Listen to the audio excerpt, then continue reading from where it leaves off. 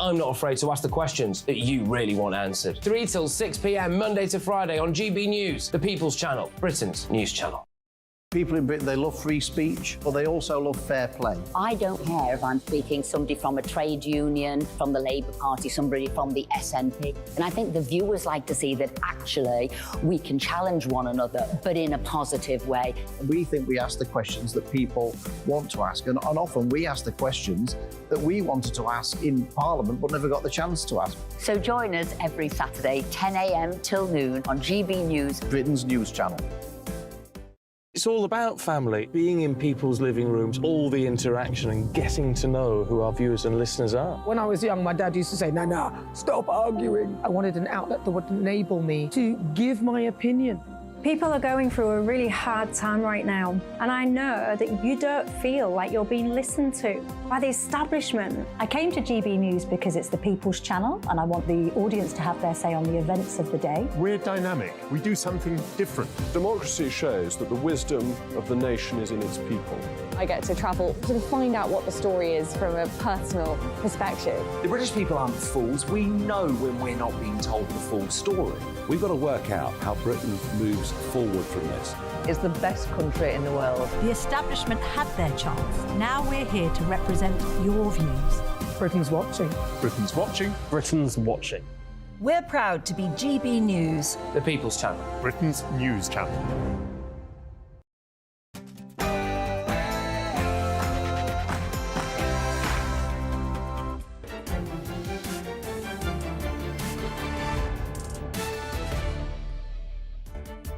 Hello, good evening, it's me, Jacob Rees-Mogg, on State of the Nation tonight. Has the Bank of England compounded its folly with an overly compensatory move as it increased interest rates by another 25 basis points today? The ostriches of the Monetary Policy Committee kept their heads in the sand for too long, and now they are flapping their wings in a panic, with the rest of us reaping the consequences. Prime Minister had an interesting day, having his house disgracefully invaded by Greenpeace activists. But could this be enough to convince him to heed the Sun's brilliant campaign and give the motorist a break, as the Business Secretary, Kemi Badenoch, moves into the fast lane to overtake the green sleuths by questioning the increasingly regulatory pressure on petrol and diesel cars? I'll be encouraging the Prime Minister to let his inner Jaguar roar if we want to win the next election. Oxfam, a scandal-ridden charity, now thinks that measuring the success of countries through gross domestic product, GDP, is an act of colonialism. Groan. Perhaps they would rather we measured economic success based on a country's number of green smoothie bars and diversity consultants. And the former President Donald J. Trump's never out of news is once again set to appear in court at the end of this hour. This time for, as the special counsel sees it, prolific lies about election fraud fueling the January the 6th riots. As ever, Polly will be bringing you updates and live happenings as and when they happen. State of the Nation starts now.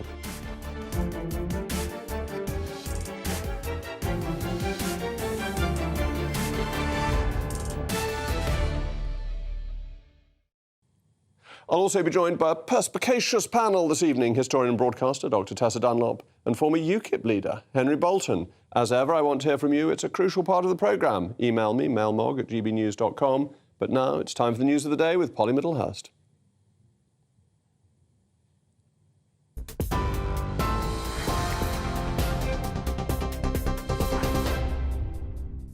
Jacob, thank you. Well, good evening to you. The top story from the GB newsroom tonight is that the Bank of England has raised its interest rate for the 14th time in a row. It's increasing from 5 to 5.25%. That's the highest base rate since 2008. The bank saying it expects inflation to be halved by the end of the year. And the Chancellor, Jeremy Hunt, telling GB News the government's plan is working. Well, the Bank of England forecasts today say that we will avoid recession, and in a year's time we'll get inflation down to about 3%, 2.8% I think is the number. So although it's very tough when interest rates go up for families or for businesses that have got loans, what those forecasts are saying today is that if we stick to the plan, it is working, and we will end up with a soft landing and we can avoid a recession. Well, the Shadow Chancellor, Rachel Reeves, says the government needs to take action. A family that's looking to remortgage their property is going to be paying, on average, more than £200 extra every single month, and for some people it's much more than that. The government need to take responsibility for the fact that inflation in the UK is much higher than it is in comparable countries. Well, Donald Trump has made his way to Washington, D.C. Let's show you the pictures from a short time ago. Donald Trump arriving at Ronald Reagan Washington National Airport ahead of his court appearance.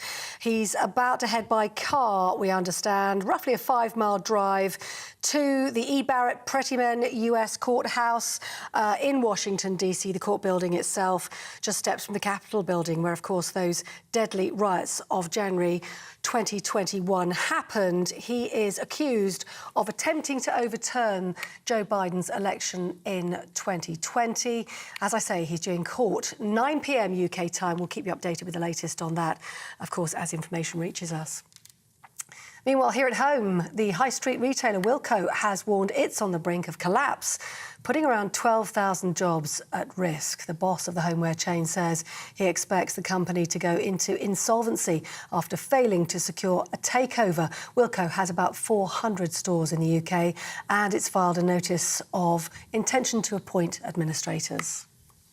Now, 5 activists that scaled the Prime Minister's personal home in North Yorkshire have been arrested on suspicion of causing criminal damage and a public nuisance. The protesters draped Rishi Sunak's home in black fabric in protest against the new North Sea oil and gas licences that were recently granted by Rishi Sunak. GB News asked the Greenpeace CEO if it's justified to turn up at the Prime Minister's private home. We checked before going. We made sure there was nobody there. It was planned with utmost care. We delivered the message that what he's doing is unacceptable in a climate emergency. He's the Prime Minister, and this decision, let me finish, is on him. Well, you can see more of that interview on Dan Wootton tonight, just under an hour's time, 9 o'clock. You're with GB News across the UK, on your TV, in your car, on digital radio and on your smart speaker by saying play GB News. Right now, though, time to go back to Jacob.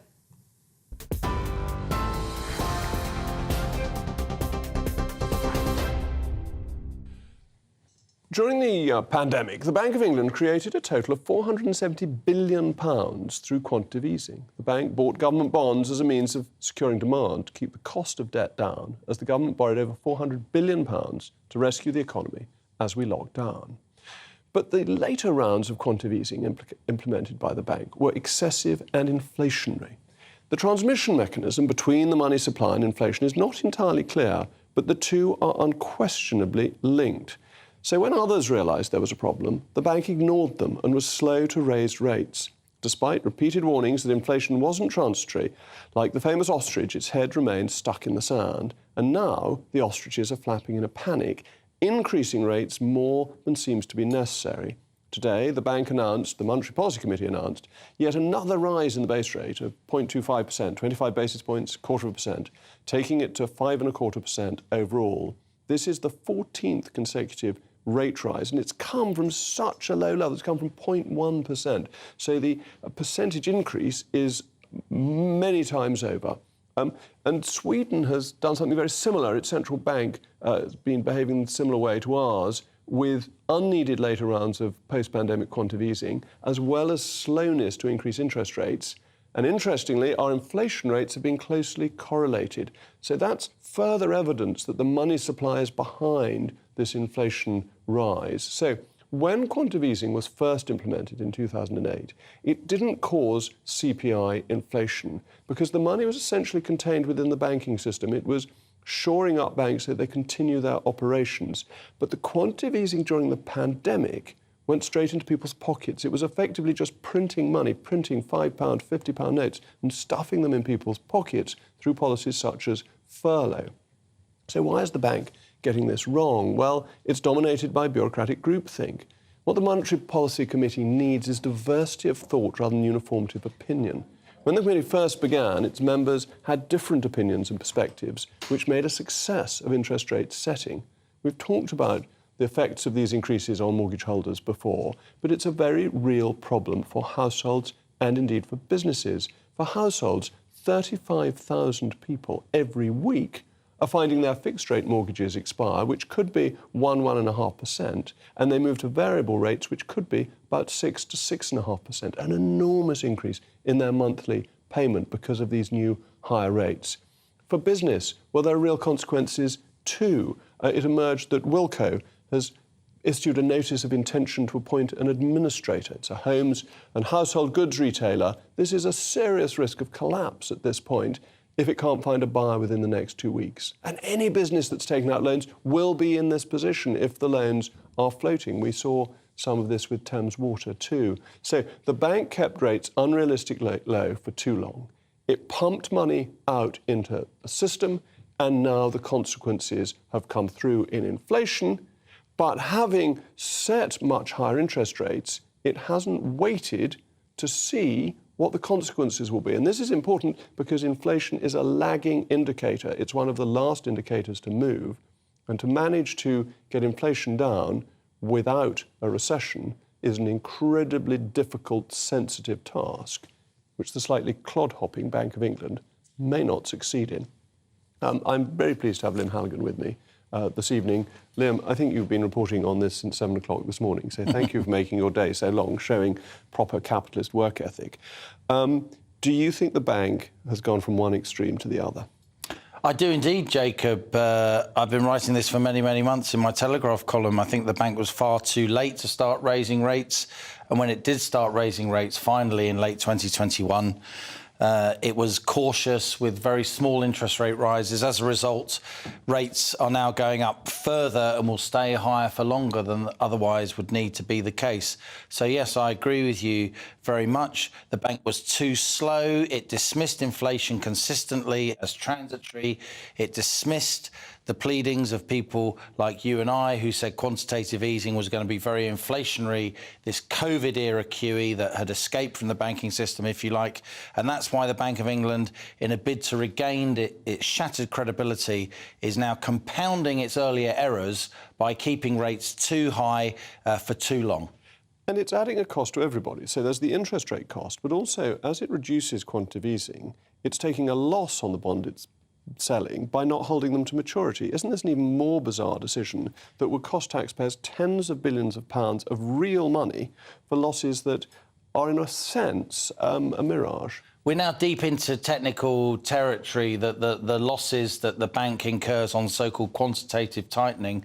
But you're right, it isn't cost-free to create loads of money and then use that money to buy government bonds. Yeah, that has a cost. If this stuff worked, the Roman Empire wouldn't have ended.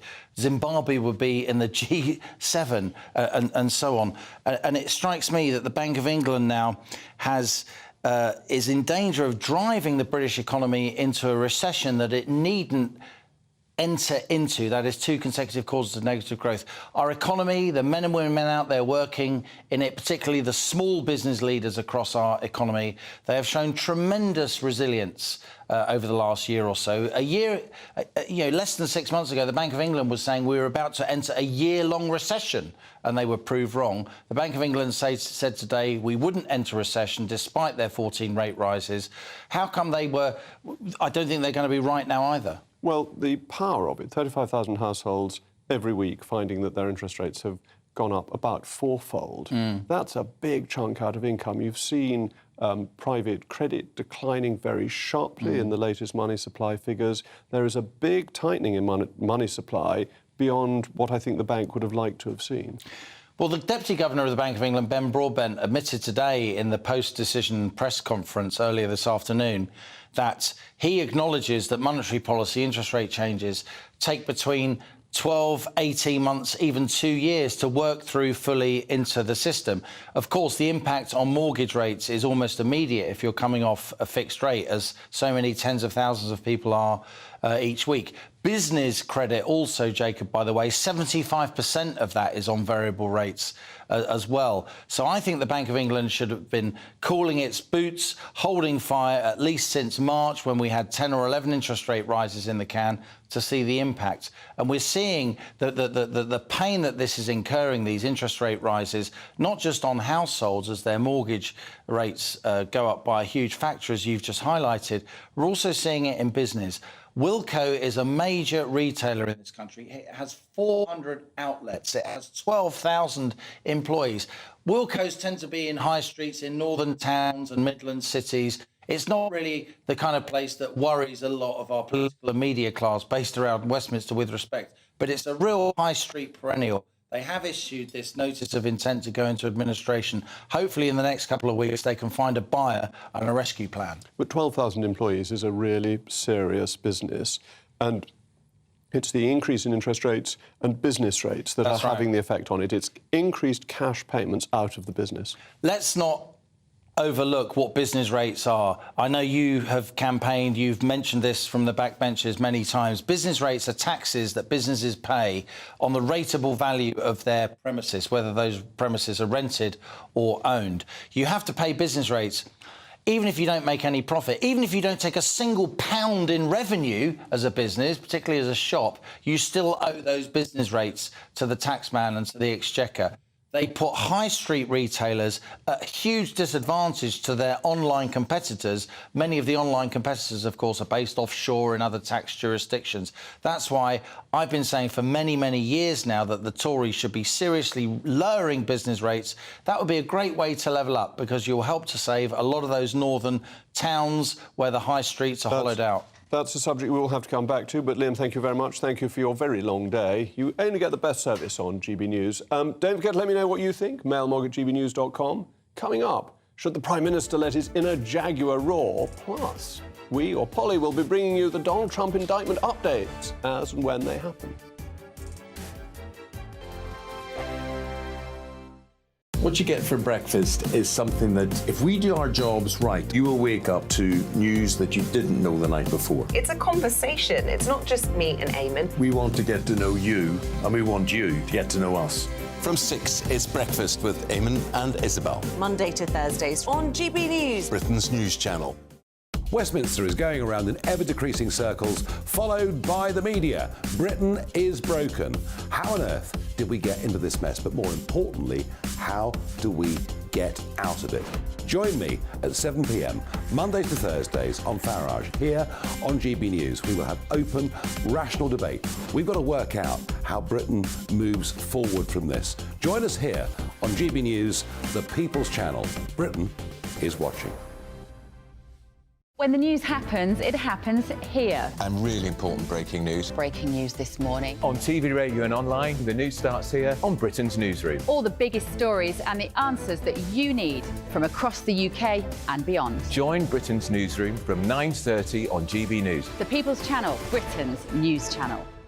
Join me, Patrick Christie's, Monday to Friday, 3 till 6. We tackle the day's news agenda like you've never seen before. It's high tempo, high octane, the most controversial topics and the best guests. You will not be able to take your eyes and ears off it. I'm not afraid to ask the questions that you really want answered. 3 till 6 p.m, Monday to Friday on GB News, the People's Channel, Britain's news channel.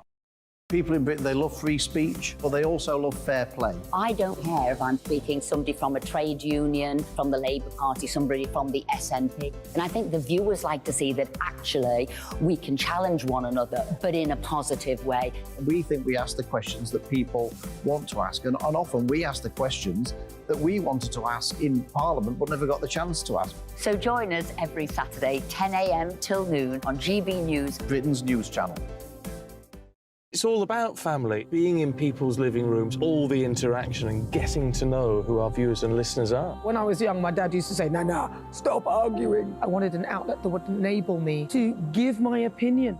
People are going through a really hard time right now, and I know that you don't feel like you're being listened to by the establishment. I came to GB News because it's the People's Channel, and I want the audience to have their say on the events of the day. We're dynamic. We do something different. Democracy shows that the wisdom of the nation is in its people. I get to travel to find out what the story is from a personal perspective. The British people aren't fools. We know when we're not being told the full story. We've got to work out how Britain moves forward from this. It's the best country in the world. The establishment had their chance. Now we're here to represent your views. Britain's watching. Britain's watching. Britain's watching. We're proud to be GB News, the People's Channel, Britain's news channel.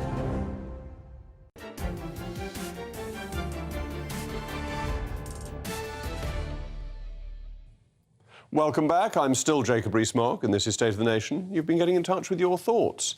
Roy says, raising interest rates punishes the innocent with mortgage loans and not the wholesalers who are raising prices, causing the inflation. And Jill says this will put more people into poverty. They have brought the country to its knees in all areas. We cannot take any more. Enough is enough. If there were one lesson for the Conservative Party from the recent by-elections, it's that the electorate will not vote to be cold and poor. Against the odds and the pundits, the Conservatives maintained the seat in Uxbridge, primarily because of the anti-ULEZ campaigning that took place in the constituency. Since then, the Prime Minister has been busy talking the talk on a more sensible energy policy, with new North Sea gas and oil licences issued, along with robust talk about not passing exorbitant net zero costs onto working people. But as I asked the other day, can he also walk the walk? Can he let his inner Jaguar roar and firmly come down on the side of the motorist? Well, there's a very clear policy that we can pursue if he wants to do that. We are currently on track to out-EU the EU and ban all new petrol and diesel cars by 2030. We must obviously delay this date. Net zero will be one of the defining questions of the next election, and the government must grasp this question with the seriousness it deserves. People will never vote to be cold and poor, nor should they, and the Conservatives must understand this. I'm now joined by my brilliant panel, historian Dr. Tessa Dunlop and former UKIP leader Henry Bolton. Tessa, isn't the Uxbridge by-election result the voters saying, we don't want this, we want a democracy that responds to our needs and allows us to improve our standard of living? I like you, Jacob, but sometimes I find it incredibly hard to keep my cool around you, and it's not just because of global warming. We can turn the air conditioning I find it absolutely staggering and so personally and politically disappointing that your government, of which you're a part of, can't see that occasionally in life, when we've just had 27 of the hottest days ever on record, there is a time to lead. And with the ULEZ case, I have never seen such embarrassing levels of Conservative glee over such a slither thin, not a victory. I mean, it was a diminutive victory, but one that you were expected to lose, over people being taxed on their, or forced to give up their polluting vehicles. And I talk about this very personally. I live in the inner city. I don't live in the green glades of Somerset. And my daughter has appalling respiratory problems that immediately go when we enter the Highlands of Scotland to visit my mother. Yet this has real impact on real people's lives. Indeed it does. However, something else that has... Yes, there is. There's a real impact on people's lives. Small businessmen and businesswomen who are now having to sell their vehicles, they're going to be losing their jobs. They are the people that drive this economy. But furthermore, you talk about the quality of air. That's effectively what you're talking about in London.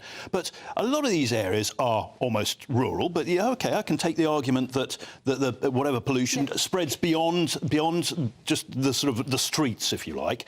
But the point is that air quality in London, there is no disputing this, has improved immeasurably. And will continue to improve as old cars get scrapped in the natural course of events. Two male voices, I refuse to allow you to drown me out. According to who... It's my opinion, Tessa. I'm not trying to drown you out. This is an opinion. I have an opinion. Who, 97% of the air over Britain fails to measure up to international standards. Our limit for nitrogen dioxide, which you can't see, but there's not the old-fashioned black stuff that used to coat buildings called soot. Nitrogen dioxide levels in this country that we measure them on are Tessa, 4 times higher than those... Listen, if my approach to all of this is if you wouldn't breathe it, don't put it in the air. If you wouldn't eat it, don't put it in your food. And if you wouldn't drink it, don't put it in the water. No, because I think all of these things, rather like net zero, as Jacob's just said, we're going to have to extend that date.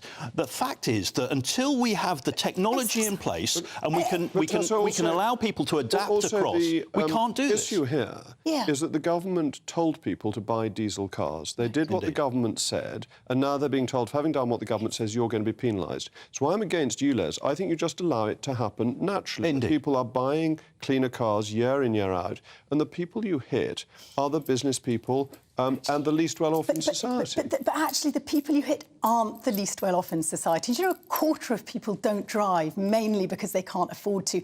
Lots of the poorest people in the lower socioeconomic groups can't afford to leave their inner-city areas. 40,000 people a year die because of polluted air in this country, Jacob. One of the first ways to get into work and so on is as a delivery driver. So getting people to drive is really important, getting people on the ladder to prosperity.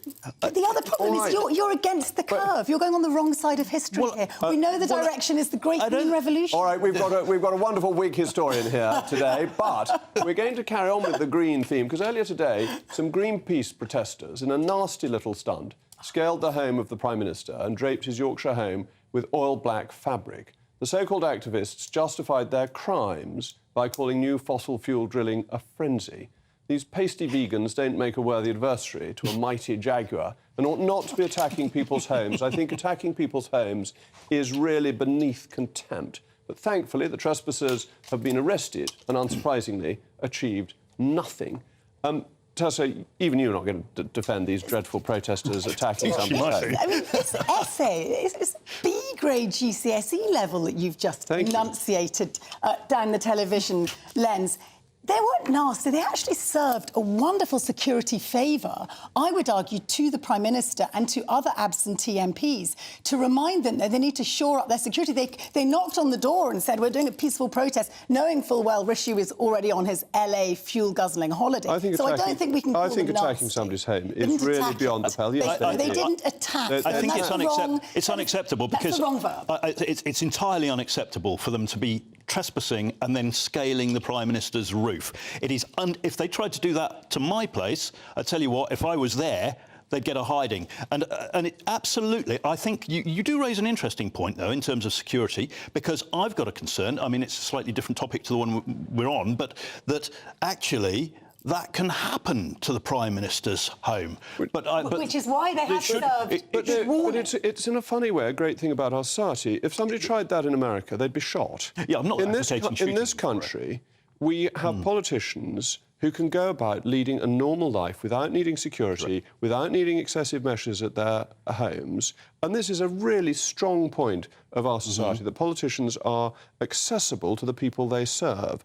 And if they're attacked by lunatics of this kind, and nasty people, then that dynamic will have to change. It is really nasty to do this. But you need to dial down your language. I won't. Because they're not lunatics. Oh, they are nasty, wicked people who do this to somebody's home. Taking a huge risk because they are terrified. Yeah, it was. Come on, we know. At the moment, there's a petition going around because the two people who protested on that bridge are now in prison for a total of 5 years, and one of them long prison sentences. So they should be. So they're going to be duly punished because of the shoring up. Because I think this is a really nasty thing to do. The appalling way in which our rights as the public to be able to protest have been rescinded and removed. No, peaceful protest is fine. Attacking somebody's home is just the base. Attacking somebody's home, disrupting their lives, often getting in the way of their livelihoods.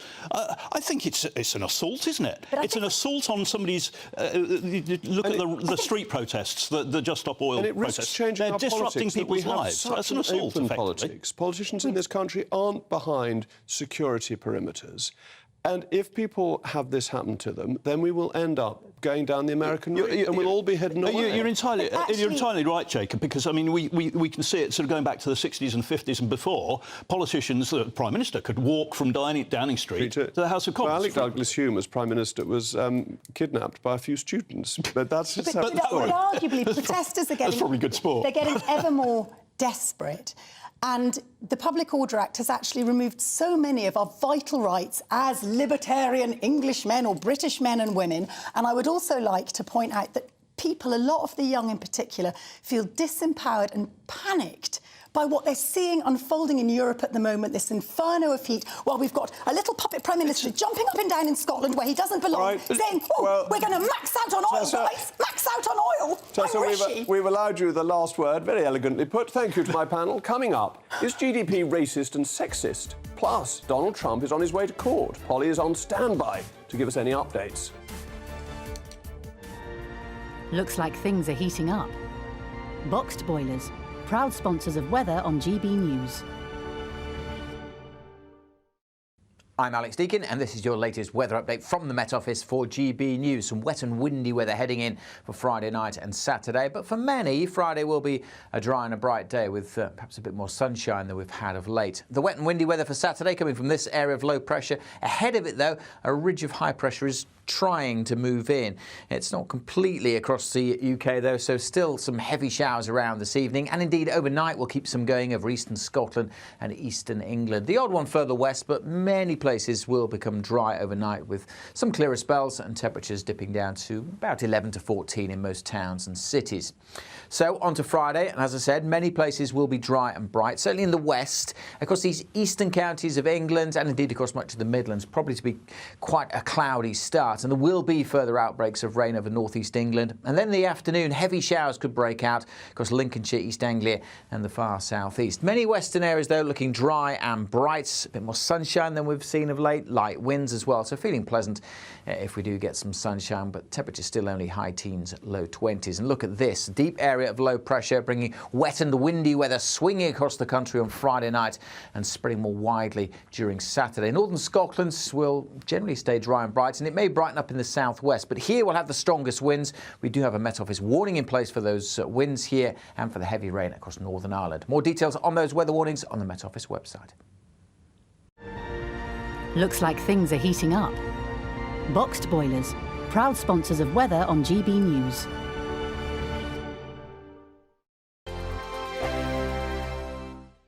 The Live Desk with me, Mark Longhurst. And me, Pip Thompson. It's here Monday to Friday on GB News. From midday, we'll bring you the news as it breaks, whenever it's happening and wherever it's happening, from across the UK and around the world. Refreshing, feisty, but with a bit of fun too. If it matters to you, we'll have it covered on TV, radio and online. Join the Live Desk on GB News, the People's Channel, Britain's news channel. So Jubes and Kerr, we tackle the issues of the day with real robust debate, both sides of the fence, battling it out with me in the middle with my forthright opinions and views. And often really interesting things happen because you start with a position and then by the end of the debate you find actually, well, I might not have thought about that one. What we need in this country is two new political parties. You should maybe think about doing a 2024 calendar. I'm Michelle Dewberry and I'm keeping you company right through until 7 o'clock this evening. GB News, the People's Channel, Britain's watching. Monday to Thursday, 9 p.m. till 11 p.m. Join me, Dan Wootton. I'll bring you the sharpest takes and hottest debates. Do you not believe in prison? I don't believe in prisons. I'm completely stunned. I guarantee you there'll be no spin, no bias, no censorship. I actually was personally quite offended by it.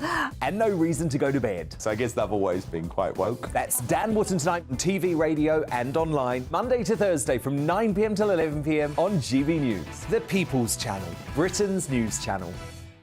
In a world of dull and predictable radio and TV shows. Oh, hi. On Mark Dolan tonight, we've got big guests. We drill into the big stories of the day. The show adds up to a brilliant listening and viewing experience. Mark Dolan Tonight is the most entertaining current affairs show ever, and that's a fact. That's Mark Dolan Tonight, Friday, Saturday and Sunday from 9. Only on GB News, Britain's news channel. Like all families, we have arguments every now and then, but actually we agree on what the mission of GB News is, and that's the most fundamentally important thing. GB News provides the kind of platform that lets all voices be heard. We don't hold back. We're free to say what we really think. Just because some people who live in a tiny little Westminster bubble think that their particular story is important, that's not the most important story for me. And often there will be difficult stories, stories that you won't find on the establishment media. Because what people think in the north of England may be very different to what they're thinking in the home counties. We're going to carry on telling the world what life is really like for households up and down the UK. We love to be in your car, in your kitchen as you're having your breakfast. Whatever you're doing, you are part of the show. If it matters to you, it matters to us. Britain's watching. Britain's watching. Britain's watching. We're proud to be GB News, the People's Channel, Britain's news channel.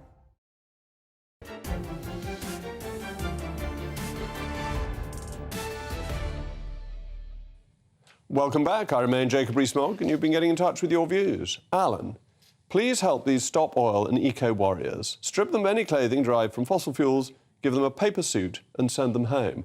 I have a feeling even a paper suit will be made out of paper, which will have had some fossil fuels, so it'll be back to Adam and Eve's clothing, I think. George, these people have no idea how real people live. They're entitled kids who have never worked a day in their lives. We need cars and we can't afford these environmental costs. Well, another organisation that likes controversy is Oxfam, which has taken aim at GDP, branding it colonial and anti-feminist. It claims it sustains a framework of value creation and productivity that only counts what can be monetised. Clue obviously is in the name, but the charity has called for women's domestic work to be valued as an economic metric, though why only women's, I can't think. What about men's domestic work, which is currently invisible? So next time you hear a colleague or friend talk of how they look forward to spending time with their family, be sure to correct them. It is in fact unpaid childcare. Oxfam goes on to claim that market relations are given precedence over family and social relations, individualism over solidarity and interdependence, rational choice over well-being. I mean, if that isn't the most awful bureaucratic garbage, I don't know what is. Stalinist is, I think, unfair on Stalin, who spoke in clearer sound bites. But worst of all, the charity claims its work is ignored by official statistics, which isn't actually true. The government has said that traditional economic measures, such as GDP, remain some of the most useful indicators of economic performance. But it recognises there are limitations and said it should not be seen as an all-encompassing measure of welfare. Perhaps if Oxfam wanted to help the economy, it should stop hiring people to write reports like this and let them enter the real job market and do some proper work. Henry. Well, it's interesting. I did actually read the report before coming on, and it's actually called "Radical Pathways Beyond GDP: Why there is a need to pursue femininity and decolonial alternatives." And so I read this, my sort of headline on this is I read this as Oxfam jumping on the back of recent International Labour Organisation statistics to do some political activism here. And the report is actually factually way off accurate. For example, it talks about Ghana and the Gambia as being addicted to Western imports because of colonialisation. Well, not only were they decolonised many, many years ago, but also the people that they import from are China and India. It's not us, although Oxfam say particularly it's a Eurocentric problem. In terms of what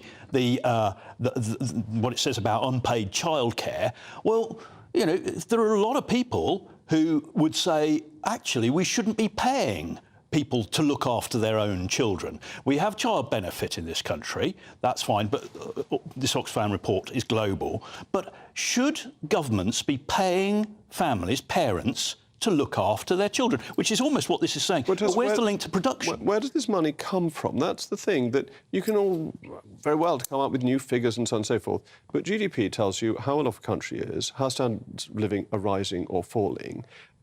Coming up with new figures doesn't mean anybody's any better off. It's all pretty vacuous, isn't it?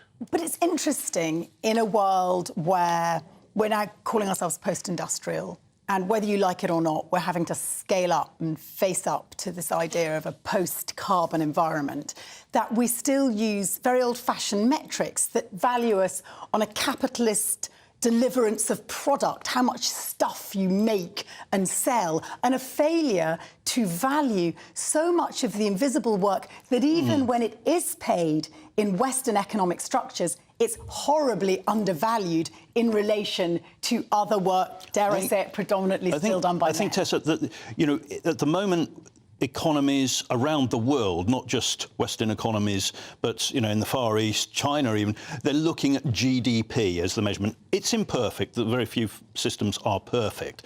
But I think that's the economy. That is about how vibrant the economy is. There is a different point about whether or not the way the economy and a nation or region is governed delivers well-being for the population. And I've said for many years that actually one of the objectives of politics should be to deliver a feeling of confidence, optimism, prosperity and security amongst the population. And that's about well-being, it's about how you feel. But the vibrancy of the economy contributes to that, particularly the prosperity, but it's it's not only about the figures, it's about how people feel. And I think that is partly what Oxfam get to, but they go way over the top. They make the whole thing ridiculous by coming in with factual inaccuracies, and it's a crusade on decolonialisation. You're both myopically focusing in on the colonial. Actually, as a woman, I immediately jumped on that 65% of the work that women do across the globe, not just Jacob Rees-Mogg's wife, 65% of the work that they do is unpaid. That is staggering, and it means if you're judging society by this old-fashioned economic metric, those women are unseen, and that makes us vulnerable. But surely this misses the point, that GDP isn't there to say whether people are valuable human beings or whether there is a good spiritual background to the country in which they live. It says, is this country richer than that country? Yes. And how do you have more wealth to spread across the whole population? And that this, Oxfam's trying to get it to measure something that it's not aiming to measure. It's Indeed, and and it's rather targeted, and it says it. European societies. Well, I would suggest that it's not necessarily European societies in which we have the biggest problem with across the globe in terms of unpaid work for women working without money. I think there are other societies elsewhere where probably the problem is a great deal greater. So why don't Oxfam direct their attention there? But actually, it's all about ways in which you value work, because the poorer you are as a society, the less able you are then to give money and to free up and to enable women. In Britain, even now, one of the crises we're having, and it's the reason why Jeremy Hunt changed his policies, we've got to draw stumps on that. Oh, no! But I'm afraid we have a very exciting discussion after the break. We'll be turning to the very important question of whether the former President of the United States, Donald J. Trump, has indeed been trumped. Has the final trumpet sounded? Monday to Thursday nights on GB News. At 6, it's Dubes & Co. 7 o'clock, Farage. At 8, join Jacob Rees-Mogg. And at 9, Dan Wootton Tonight, followed by Headliners. On TV, radio and online. This is GB News. Now then, Lee Anderson here. Join me on GB News on my show, The Real World, every Friday at 7 p.m. I'm not eating bloody cat. Are you Delicious. mental? Open your mouth. OK, here comes a train. Reminds me of the scene in Singing in the Rain. Adam, is that a good one? Whoa! Join me at 7 on GB News, Britain's news channel. Join me, Camilla Tominey, on Sunday mornings from 9:30, taking the politicians to task and breaking out of SW1 to see how their decisions are affecting you across the UK. Bursting the Westminster bubble every Sunday morning, only on GB News, the People's Channel. Britain's watching. Join us every night on GB News at 11 p.m. for Headliners, which is 3 top comedians going through the next day's news stories, which is exactly what you need, because when the establishment has gone crazy, you need some craziness to make sense of it. So join us 11 p.m. every night on GB News, the People's Channel, Britain's news channel. I'm Andrew Doyle. Join me at 7 o'clock every Sunday night for Free Speech Nation, the show where I tackle the week's biggest stories in politics and current affairs with the help of my 2 comedian panellists and a variety of special guests. Free Speech Nation, Sunday nights from 7 on GB News, the People's Channel, Britain's news channel. Every Sunday from 11, join Michael Portillo. There will be topical discussion, looking at the week before and the week to come. So kick back and relax at 11 a.m. on Sundays on GB News with me, Michael Portillo. GB News, the People's Channel, Britain's news channel. I joined GB News because I was sick and tired of not hearing my views being represented, not just mine, but so many people that I knew and spoke to. I just couldn't get my voice out there. I couldn't say anything. I couldn't do anything. Whatever the narrative was, I kind of had to follow it. GB News is there to provide a voice for those who have been ignored by the establishment media. We think different things. We've got a different style. GB News is here to be optimistic and positive about the future. It's real kind of dynamic and flowing, with the audience very much at the heart of it, like a big family. Here at GB News, we talk about the things that matter to you. Hearing the voices from right across our towns and cities, especially our towns. All sides of the argument represented with a heavy dose of opinion. We're on a mission here to make a difference. And the GB News family really is here for you, and whatever time of day you can watch or listen. Britain's watching. Britain's watching. We're proud to be GB News, the People's Channel, Britain's news channel.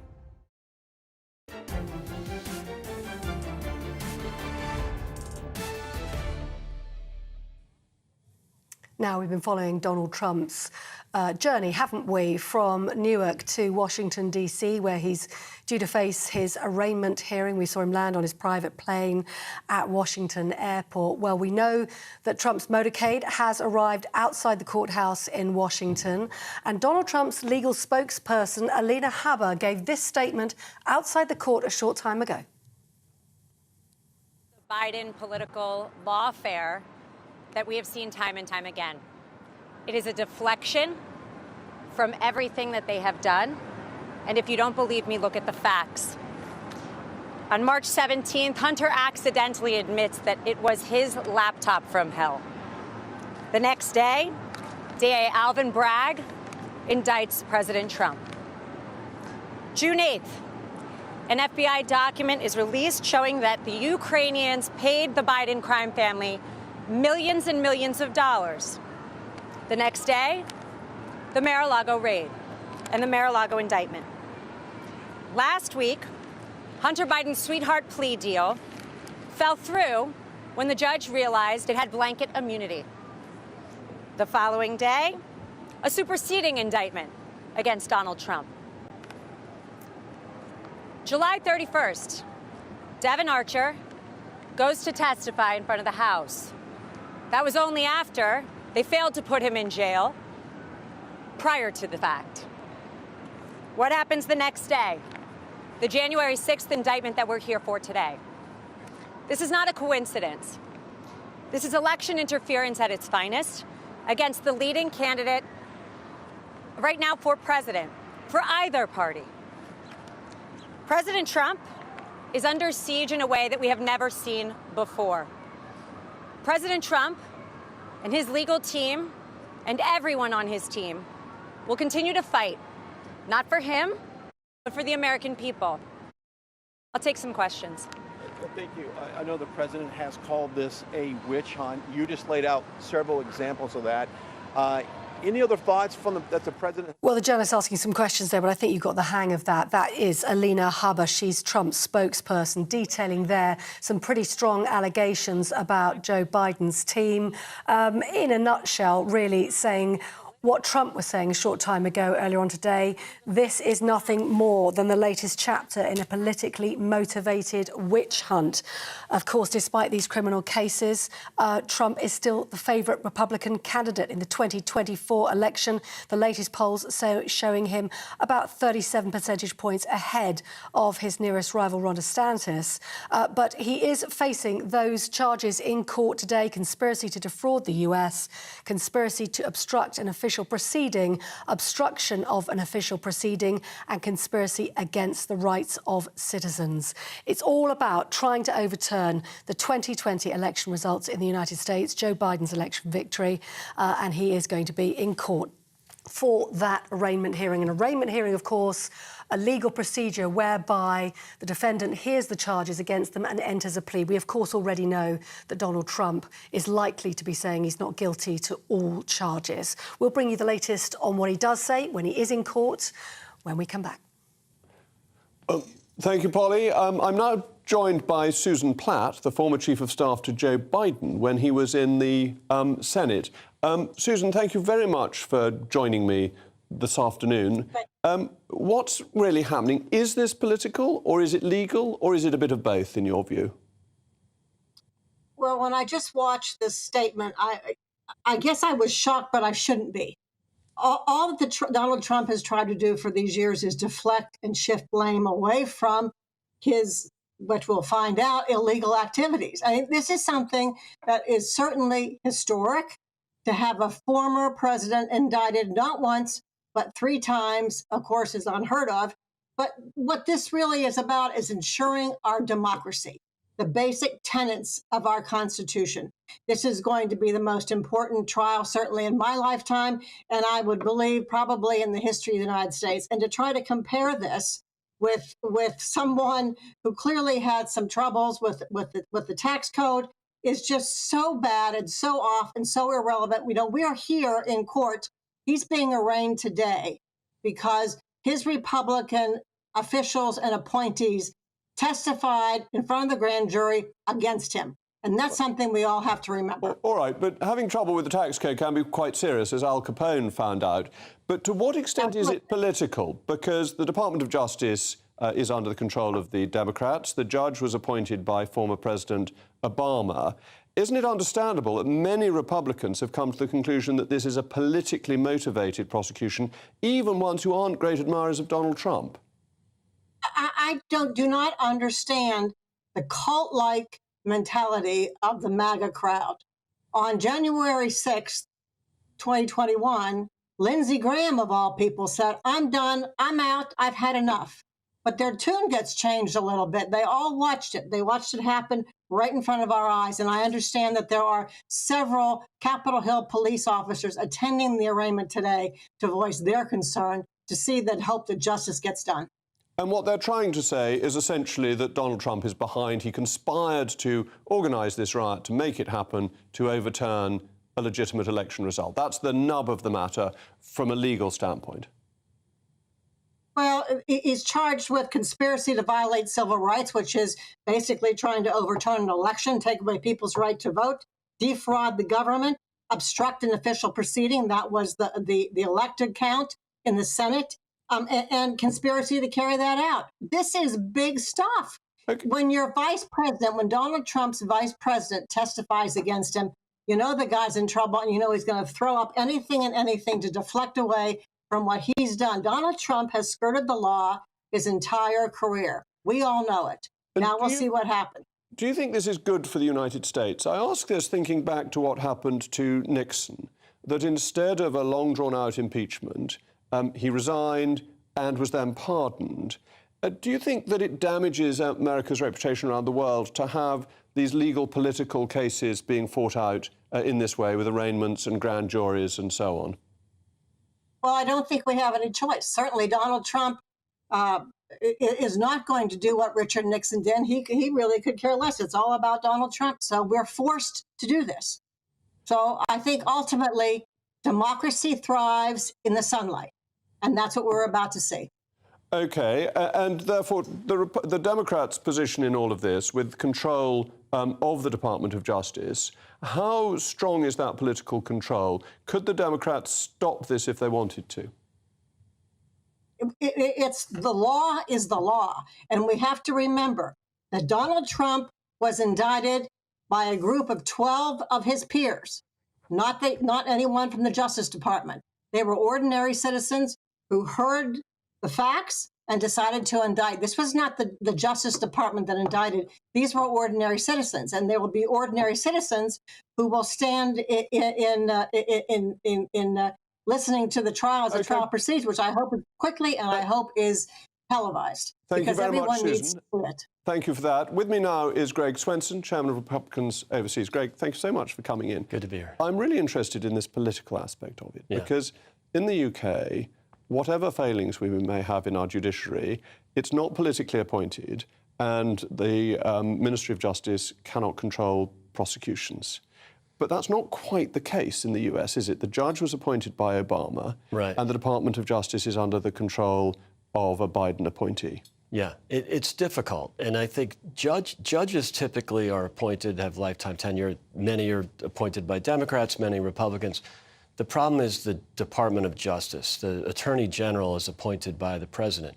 But what they try to do, and I think Trump did this very well with Bill Barr, is appoint people who have impeccable reputations and that will agree to exercise their department or their responsibilities without bias, without political bias. And I think Bill Barr did that very well. In fact, he quite deliberately did not bring any new cases against the opposition during an election year, which is tradition. Biden and his appointee have really been reckless in terms of trying to maintain fairness and equal application of the law. It really hasn't been good. And Merrick Garland, I think he should be impeached before they impeach Joe Biden. And this is having an effect on Republicans who are in vast numbers now supporting Donald Trump, even if they didn't like him beforehand, that it has rallied the Republican Party like nothing else. There's great sympathy. And I think, Trump's spokesperson who was on a little earlier talking about odd timing of all this. You know, Trump was only up 9 points over DeSantis before the Mar-a-Lago raid last summer. And the next week he was up 39. And then you've had, you know, he got back to within 10 or 12 a few months ago. And then you had constant, you know, executions of these either searches or indictments. And that's bumped up his numbers. So I think, and frankly, I think the Democrats and the media in the U.S. want Trump to be the nominee. So what effect is it having on that group in the middle who don't identify as Democrats or Republicans, the independents? Do they feel Trump's being set up, or do they feel he's basically a rogue? It's really the former. They think he's being set up, and I think you can believe in two truths. You might not like Donald Trump, and many of us conservatives were very critical of him and his behavior. We thought it was irresponsible what he did after the election. We surely think it was irresponsible what he did on January 6th, but it wasn't criminal. And to use the courts to prosecute your political opponent is not very American. It's surely not very English either. So there's quite a high risk that what the Democrats are doing could be counterproductive and is actually making it more likely Trump will win the presidential election in a year's time. It could backfire on them. I mean, it's a chess game they're playing. It's a dangerous one because they're elevating him in the nomination process. They don't want to face Ron DeSantis. Many conservatives really love Ron DeSantis, but every time there's an indictment, Trump's numbers go up. It's hard to fight that. It also takes attention away from the other candidates. Well, it also takes attention away from Hunter Biden and all that's going on with the president's son. But that's for another day. Thank you, Greg. That's all from me. Up next is the great Professor Daniel Wooten. What's up in your show later? Jacob, of course, we are continuing the breaking news with Donald Trump due to be indicted in D.C. Steve Bannon, the former chief executive of his campaign who followed him into the White House and now runs the Trump War Room online, is going to be here for an exclusive live interview. Plus, Lionel Shriver, Calvin McKenzie and Lady Colin Campbell. Oh, that's a very exciting lineup. That'll be absolutely brilliant. It's coming up after the weather. I'm going to be back on Monday at 8 o'clock live from God's Own County. That's in Somerset. I'll be doing it from home with lots of cider. I'm Jacob Rees-Mogg. This has been State of the Nation, and the sun is shining in Somerset even when it's dark. That warm feeling inside. From Boxed Boilers. Proud sponsors of weather on GB News. I'm Alex Deakin, and this is your latest weather update from the Met Office for GB News. Some wet and windy weather heading in for Friday night and Saturday, but for many, Friday will be a dry and a bright day with perhaps a bit more sunshine than we've had of late. The wet and windy weather for Saturday coming from this area of low pressure. Ahead of it, though, a ridge of high pressure is trying to move in. It's not completely across the UK, though, so still some heavy showers around this evening, and indeed overnight we'll keep some going over eastern Scotland and eastern England. The odd one further west, but many places will become dry overnight with some clearer spells and temperatures dipping down to about 11 to 14 in most towns and cities. So on to Friday, and as I said, many places will be dry and bright, certainly in the west, across these eastern counties of England and indeed across much of the Midlands, probably to be quite a cloudy start. And there will be further outbreaks of rain over northeast England. And then in the afternoon, heavy showers could break out across Lincolnshire, East Anglia and the far southeast. Many western areas, though, looking dry and bright. A bit more sunshine than we've seen of late. Light winds as well, so feeling pleasant if we do get some sunshine, but temperatures still only high teens, low 20s. And look at this, deep area of low pressure bringing wet and windy weather swinging across the country on Friday night and spreading more widely during Saturday. Northern Scotland will generally stay dry and bright, and it may brighten up in the southwest, but here we'll have the strongest winds. We do have a Met Office warning in place for those winds here and for the heavy rain across Northern Ireland. More details on those